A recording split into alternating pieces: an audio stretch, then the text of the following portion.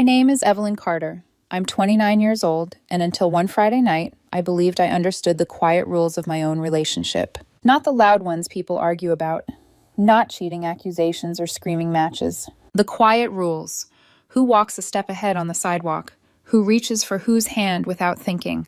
Who says we instead of me? I'd been with Mark for 3 years. 3 years of shared rent, shared routines, shared assumptions. I work as a network security consultant, mid-size firms, boring firewalls, long hours. Mark used to joke that I was married to my laptop. He worked in product development, charismatic in that effortless way that made people lean in when he spoke. We moved in together 18 months ago. Things weren't perfect, but I thought we were solid. That Friday started like any other. Mark had been talking about this party for weeks. A college friend hosting something big in a converted loft downtown. He was unusually excited, checking the guest list, asking what people might wear, mentioning names I didn't recognize. I didn't think much of it. Around 7:30 p.m., I was in the bedroom pulling on a clean blouse and jeans. Comfortable, presentable, me. Mark was in the bathroom, door half open, standing closer to the mirror than usual. I heard the cap of his cologne click shut, then his voice, casual, light, like he was asking me to pass the salt. Hey, Ev? Yeah? At the party tonight? A pause. Can you act like you're not with me? I froze. Mid-button, mid-breath. What? I asked. He stepped out, still holding his phone, checking his reflection from a different angle. I just mean, don't be all coupley, he said. Mingle separately. It'll be more fun. I looked at him properly then. He was wearing a fitted jacket I'd never seen before. Hair styled differently, intentional. You want me to pretend we're not together? I asked. He sighed, already annoyed. It's not like that. Then what is it like? He avoided my eyes. Some people don't really know about us. I don't want it to be awkward. We live together, I said quietly. We've been together 3 years. I know. He finally met my gaze just for a second. Just trust me, okay? It's easier this way. Easier for who? The question stayed in my throat. Every instinct told me to push, to ask why now, to demand clarity. Instead, something inside me went very still. Okay, I said. He blinked. Really? Yeah, no problem. 20 minutes later, I pulled up outside the loft. Music thumped through the walls. Mark checked his phone, adjusted his jacket, then opened the door. Thanks for the ride, he said. Not thanks for coming, not see you inside. Just thanks for the ride. Have fun, I replied. He hesitated, just a flicker, then smiled and walked toward the entrance without looking back. I sat there with my hands on the steering wheel. Then I drove home. The apartment felt wrong the moment I stepped inside. Not empty, wrong. Like furniture slightly shifted in a room you know by heart. I closed the door quietly. My heels clicked once against the tile before I slipped them off and left them by the entrance, perfectly aligned out of habit. The clock on the microwave read 8:04 p.m., earlier than I expected. I stood in the kitchen, keys still in my hand, staring at the faint smudge on the counter where Mark had spilled coffee that morning and never wiped it up. A stupid detail. Except tonight, every detail felt sharp. I replayed his voice in my head. Act like you're not with me. Not can we have space tonight? Not, I need some air. Just erase yourself. I leaned back against the counter and let the silence stretch. No music, no TV.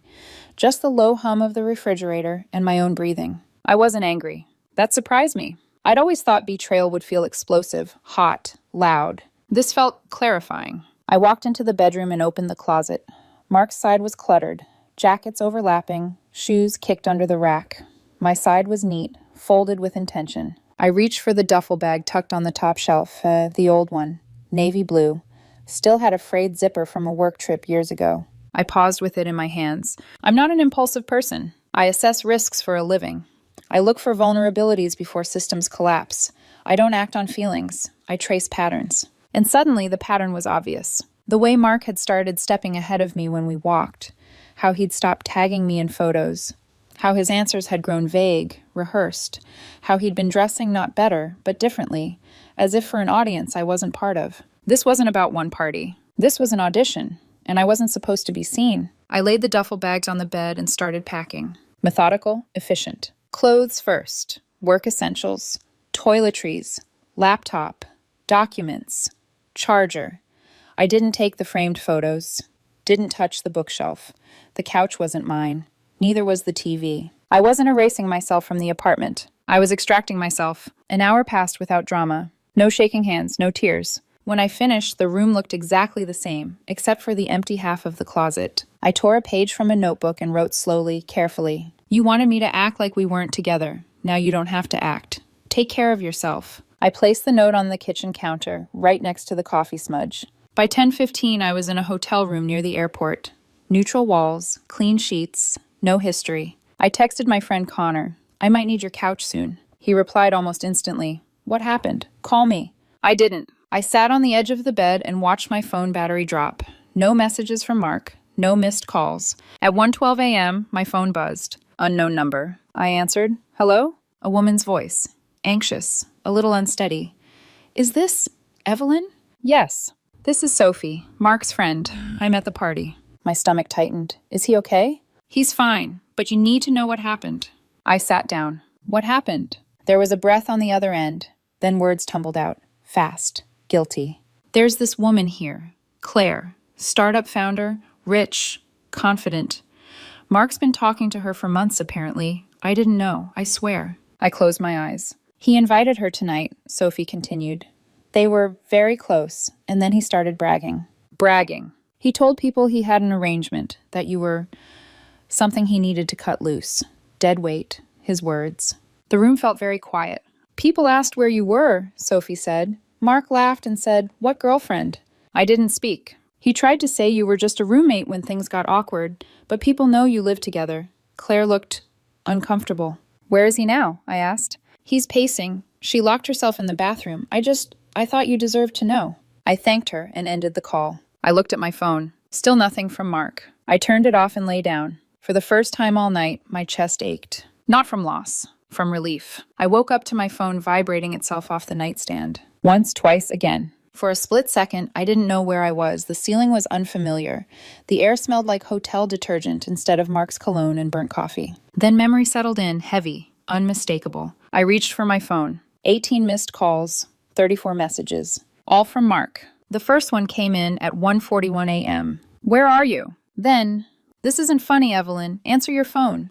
I came home and your stuff is gone. What the hell? By 3 a.m., the tone shifted. Can we talk about this? You're overreacting. It wasn't like that. By 5:26 a.m., there was only one word. Please. I stared at the screen without opening a single message. 3 missed calls from his mother, 2 from his sister, 1 from Connor. I answered Connor's call. Ev, he said immediately. Mark showed up here around 6. He looked wrecked, pale, pacing, talking too fast. I didn't let him in. Told him I didn't know where you were.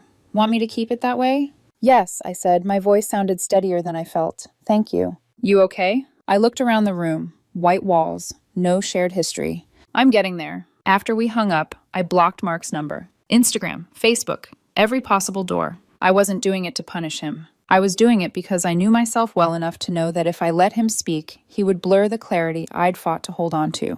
That day passed in a haze of logistics. Apartment listings, lease terms, move-in dates. By Sunday afternoon, I'd signed for a small 1-bedroom in Fremont.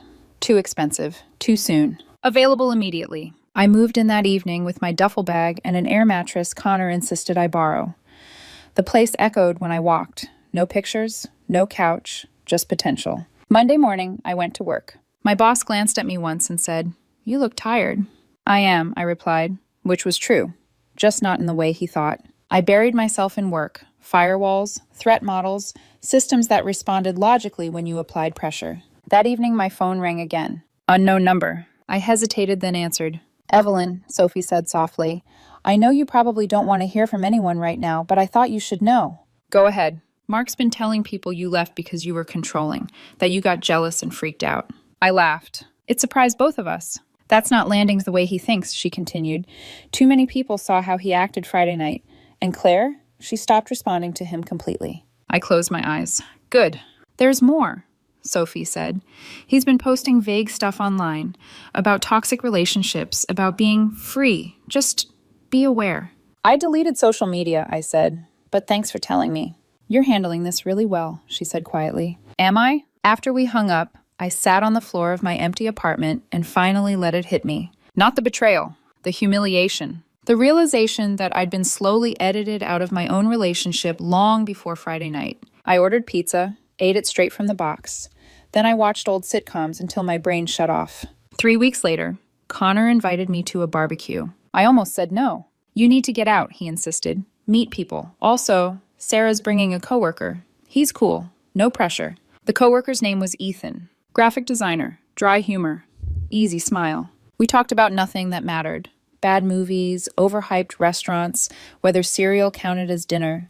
It felt light. At one point, he said, Connor told me you went through a breakup. He did, huh? He's not subtle. You don't have to talk about it, Ethan added quickly. I know, I paused. But yeah, 3 years. Ended abruptly. His loss, he said, then winced. Sorry, that was... It's okay, I said. I agree. We exchanged numbers. Nothing romantic, just new conversations. Clean ones. Through Connor, I heard Mark had been calling mutual friends, trying to find out where I lived. He'd driven past Connor's place twice, looking for my car. He'd also contacted Ethan through Sarah, asking questions. Sarah told him to leave me alone. That night, Connor watched me closely over beers. You seem better, he said. I'm functional. That's progress. The truth was, I still thought about Mark. Not with longing, with curiosity. How long had he been planning his exit? When did I stop being his partner and start being his liability? And why had it taken one sentence for me to finally listen? The fallout didn't come all at once. It crept in. Quiet messages from people I hadn't spoken to in months. Half questions disguised as concern. Hey, just checking in. Are you okay? Hope everything's all right. I could read between the lines. By Tuesday, Connor confirmed it. He's been talking, he said over the phone. A lot. I wasn't surprised. What version, I asked? That you were controlling. That you checked his phone, that you freaked out over nothing and stormed off. I let out a slow breath. Of course. He's playing it calm, Connor added. Very reasonable. Keeps saying he's worried about you. That almost made me smile. Almost. I didn't defend myself. Didn't clarify. Didn't correct. I knew better. By midweek, his mother sent a long text. Evelyn, I don't understand what happened, but abandoning a relationship without a conversation isn't how adults behave. I read it once, then archived it. His sister left a voicemail. Softer, careful. I don't know what's true, but Mark's not doing well. If you could just talk to him. Delete. Friday evening, Sophie called again. I thought you should know, she said. People are starting to put things together. Because of the party? Yes. And because Mark keeps contradicting himself. One minute he says you were obsessed with him. The next he says you didn't care at all. Claire's name came up again, Sophie continued. Someone mentioned her, and Mark shut down, changed the subject, got defensive. Good, I said. Let it be uncomfortable. There was a pause. You're colder than I expected. I considered that. I'm not cold, I said. I'm done. That night, I sat on the floor of my apartment and unpacked the last box. Mostly clothes. A mug Connor had insisted I take. A plant someone left behind. The place still felt temporary, but it was quiet. Saturday morning, I went for a run. I hadn't done that in years. Mark used to say it was boring, that it felt pointless. I ran anyway. My lungs burned, my legs protested, but with every step, something loosened inside my chest. That afternoon, a mutual friend texted, Is it true you left because you're seeing someone else? I stared at the screen. Then I typed back one sentence. No, nothing else. An hour later, another message from someone else. Mark's having a rough time. He says he doesn't know what he did wrong. I didn't respond. Sunday evening, Ethan texted, Connor mentioned you might be at the barbecue next weekend. No pressure. Just wanted to say it was nice meeting you. I looked around my apartment. The air mattress, the bare walls, the quiet. Then I typed back. It was nice meeting you too. No promises, no expectations. Just a door left unlocked. By the second week, Mark's story had settled into something smoother. Connor told me over coffee. He's adjusted the narrative, he said. Now it's not that you were jealous. It's that you were distant, cold, checked out. I nodded. That sounds better.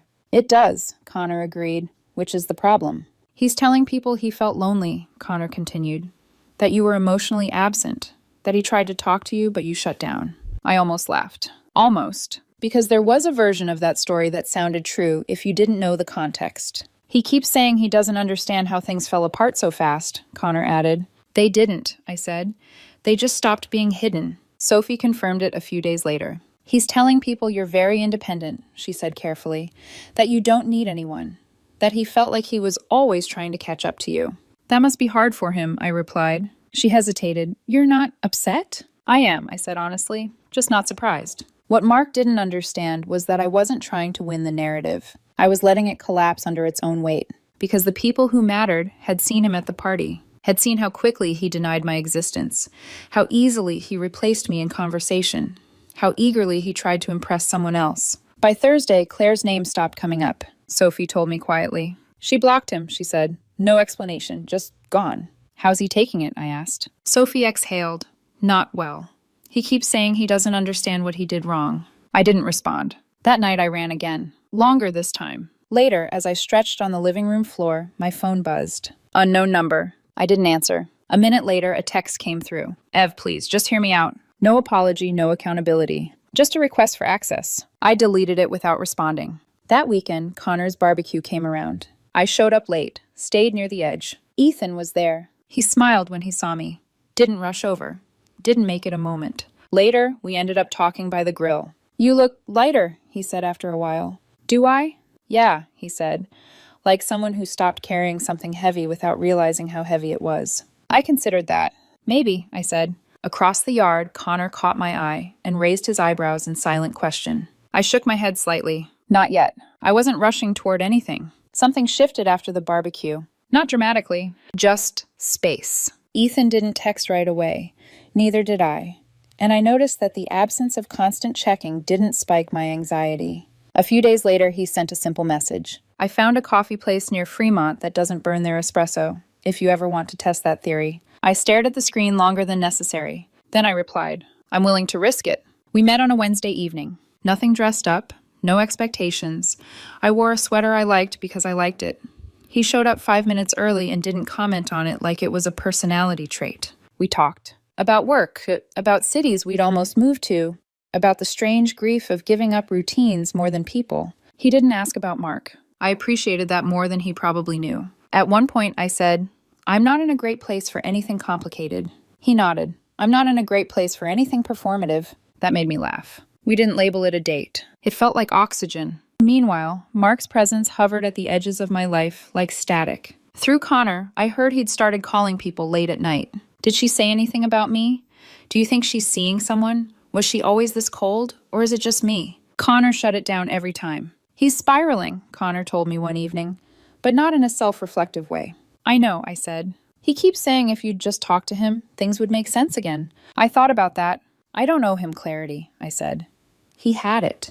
He just didn't like it.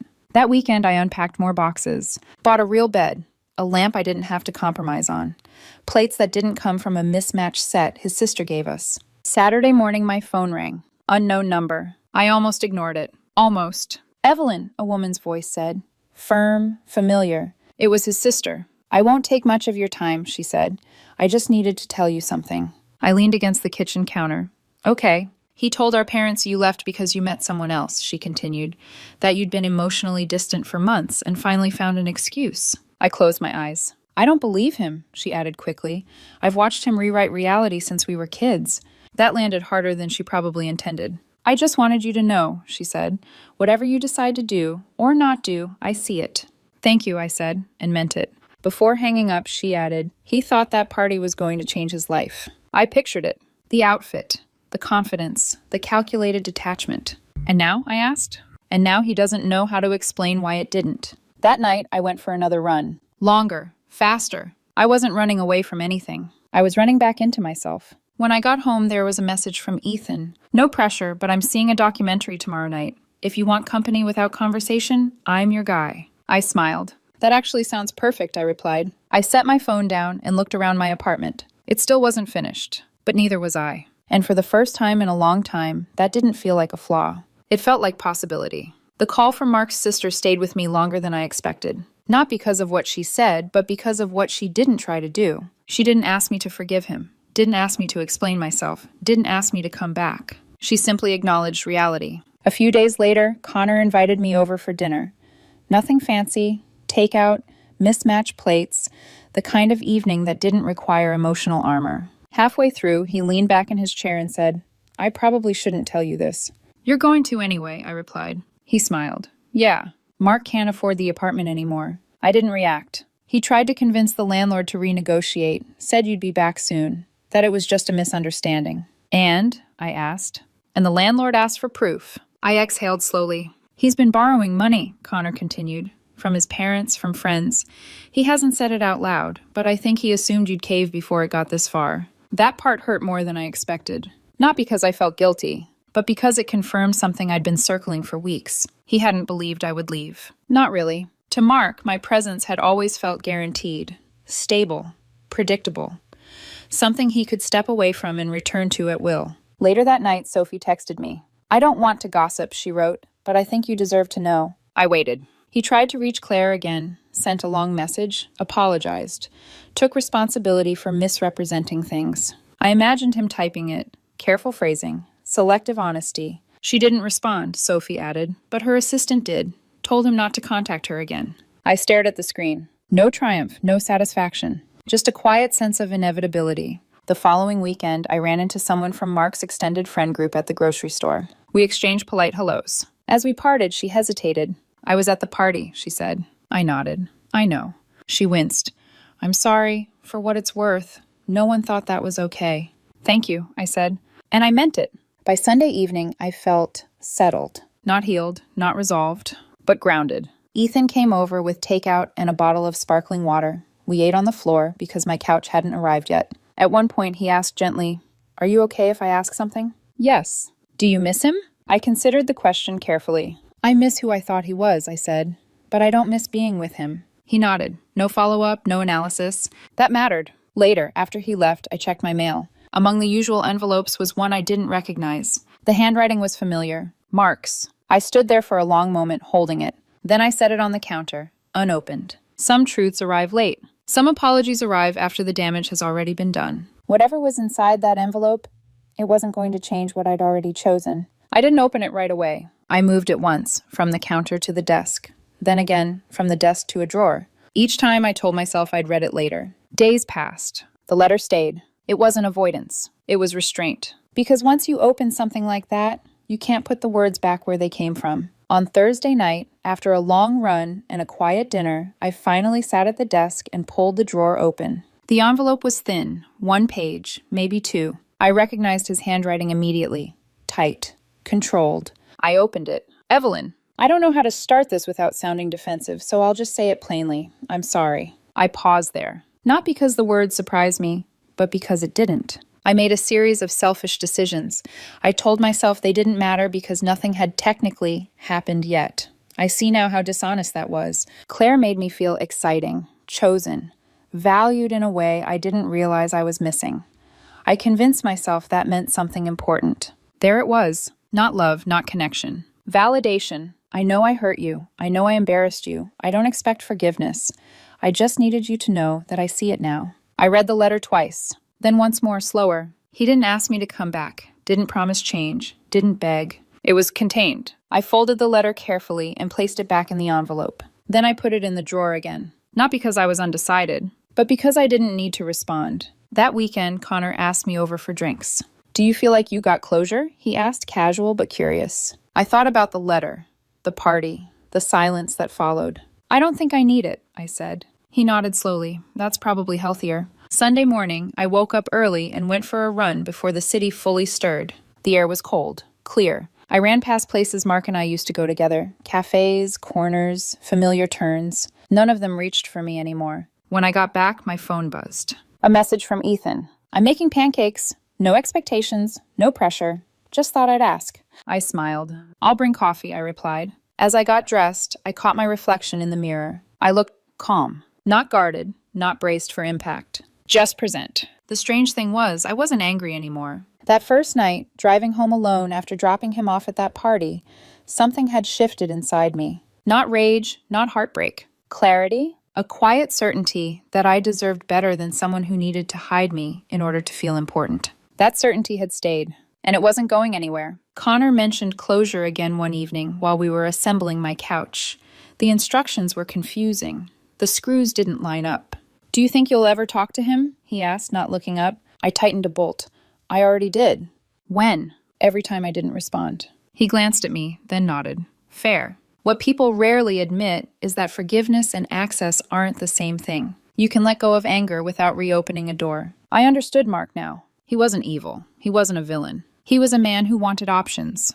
And I was the option he assumed would wait. That realization was enough. One afternoon, while sorting through old files on my laptop, I found photos from the early days. Candid ones, messy hair, lazy smiles. I didn't delete them. I closed the folder. Ethan and I kept seeing each other, slowly, intentionally. No labels, no future talk. We cooked together, watched documentaries, sat in comfortable silence. One night, as we were washing dishes, he said, "You don't flinch anymore." I looked at him. At what? At quiet, he said. At being alone in a room with someone. I let that settle. He was right. With Mark, silence had always felt like a warning. Now it felt like space I could breathe in. A few days later, Mark's sister texted one last time. "He's moving back in with our parents," she wrote. "Just thought you should know." I stared at the message for a moment. Then I typed back. I hope he figures things out. And I meant it. That night, I lay in bed listening to the city outside my window. Cars passing. Distant laughter. Life continuing without checking in with me first. It felt right. 4 months after this party, I barely recognized the woman who'd sat in that car with her hands on the steering wheel, watching a man walk away from her without looking back. Not because I'd hardened, but because I'd stopped shrinking. My apartment in Fremont finally felt lived in. A real bed. A couch that faced the window instead of the TV. A bookshelf that held more than shared memories. I'd built something quiet, intentional. One evening, while sorting mail, I found a folded piece of paper tucked into an old notebook. The note, the one I'd left on the counter the night I packed my bag. "You wanted me to act like we weren't together. Now you don't have to act." I'd taken a photo of it before leaving. At the time, I didn't know why. Now it felt like a marker. The exact moment my life split into before and after. Ethan came over later that night. We cooked together. Music low, no urgency, no performance. As we ate, he asked, "Do you ever think about how different things could have been?" I considered the question. "Sometimes," I said, "but not in a way that makes me wish I'd stayed." He nodded. "That's usually how you know." He was right. The truth was, I'd already had my answer that night. Not when Sophie called, not when Mark begged, not when the letter arrived. But earlier, in the bathroom doorway, with eyeliner in his hand, when he asked me to erase myself for his convenience. That was the moment. The clarity didn't come from betrayal. It came from the request. When someone tells you who they need you to be in order to want you, and that person requires you to disappear, you don't negotiate. You listen. The next morning, I went for a run as the city woke up around me. Cool air, steady rhythm, my breath even. I wasn't running from anything. I was running toward a life that didn't require me to audition for space. I don't hate Mark. I don't regret loving him. But I'm grateful to him, of all people, for saying the quiet part out loud. Act like you're not with me. I took his advice, and I haven't looked back since.